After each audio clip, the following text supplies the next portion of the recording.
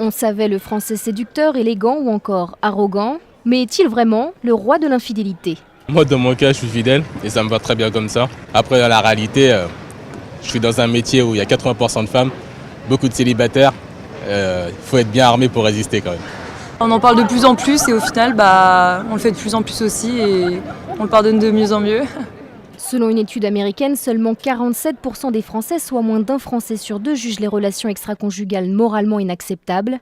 La France arrive ainsi en tête des pays les plus tolérants devant les États-Unis, l'Allemagne ou encore le Japon.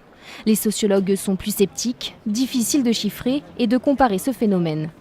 Ça ne veut pas dire que le Français est infidèle, ça veut dire qu'il respecte la vie privée. Nous sommes habitués à ce que les puissants soient infidèles. Les rois de France l'ont toujours été, et même quelques présidents de la République. Mais ça ne veut pas dire que si c'est sa femme ou son mari, on ne souffrira pas et on l'acceptera sans que ça fasse scandale, par exemple.